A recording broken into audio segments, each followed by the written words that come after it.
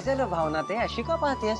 अरे नाही, म्हणजे मी तुला सहकुटुंब ये असं म्हणाले होते, पण तू मिसेस देशमुखांबरोबर कसं काय आलास? अगं आम्ही एकत्रच आलोय. सहकुटुंब म्हणाली होतीस ना, हो. पत्रिकेत तर तसंच होतं. तुम्ही दोघं एकमेकांना कसं ओळखता? मी सांगतो. भावनाताई ही माझी आई, मिसेस ललिता देशमुख. अच्छा. आणि आई ही माझ्या एका कॉलेजमधल्या मैत्रिणीची मोठी बहीण भावनाताई. बरं. आणि भावनाताई हिला तर तू ओळखतच असशील. हो. सई. हाय हाय. पृथ्वी गोल आहे म्हणतात ते काही खोटं नाही. कोण कधी कुठे कसं भेटेल काही सांगता नाही यायचं. बरं, हे माझे सासरे. हो, नमस्कार. यांना दर्शन घ्यायचं होतं महादेवाचं, म्हटलं घेऊन जावं सोबत. अगदी बरं केलं. पण त्यांना फार वेळ बसता नाही यायचं ग. हो नाही, तुम्ही काळजी नका करू, तुम्ही घरचेच आहात. मी खोलीची व्यवस्था करते ना त्यांच्यासाठी. असं झालं तर बरंच होईल. बरं विश्वा, हा. तू ते गाण्याचा कार्यक्रम करणाऱ्या लोकांशी कोऑर्डिनेट करतोयस ना? म्हणजे वेळेत येतील ना ते? भावनाताई अजिबात काळजी करू नकोस, मी सगळी व्यवस्था केली. आणि आता इथे स्टेज पाशी जे काही असेल ते मी करेन, डोंट वरी. थँक्यू. या.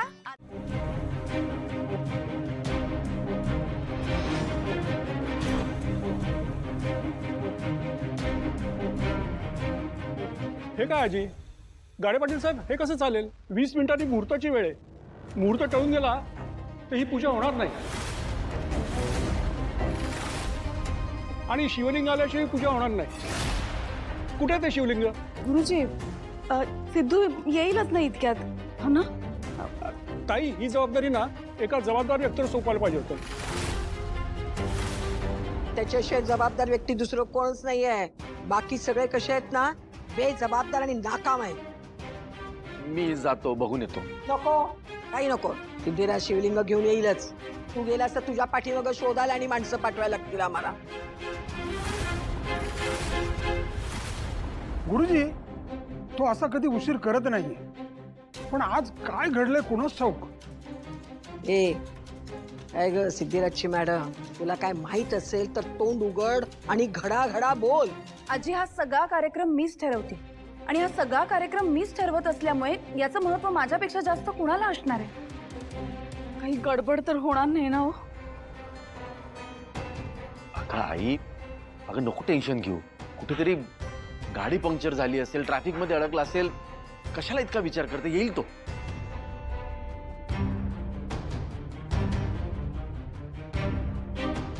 करा चांगला विचार करा.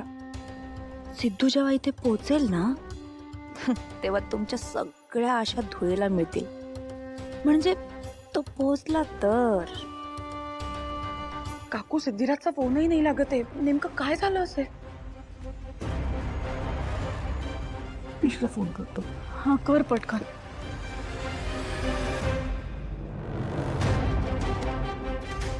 नाही उचलत.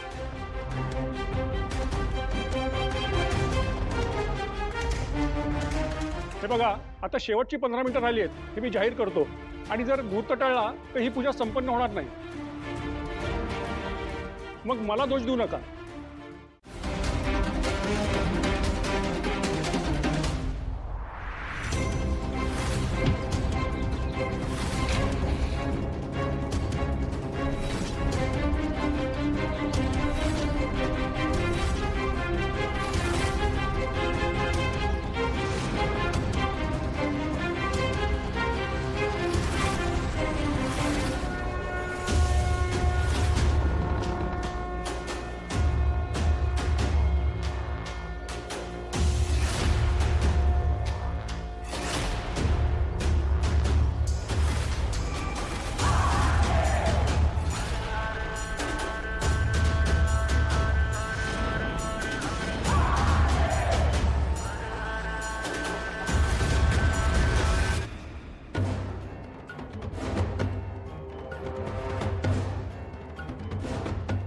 हॅलो. मी दिलेली सुपारी तिचं काय? हे पहा. मी चोख पैसे मोजलेत, त्यामुळे काम पण परफेक्ट व्हायला पाहिजे. समजलं?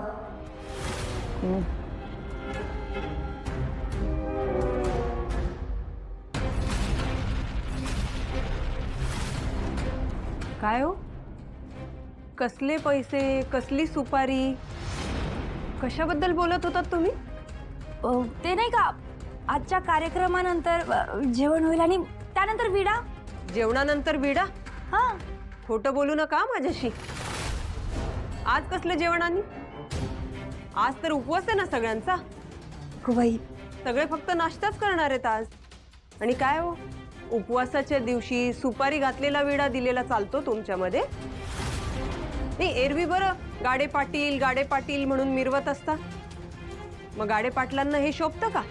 माफ करा, माझं खरंच चुकलं. पण एक विनंती आहे, माझ्या आजी सासूबाईंना काही बोलू नका, नाहीतर उगाच रागावतील माझ्यावरती.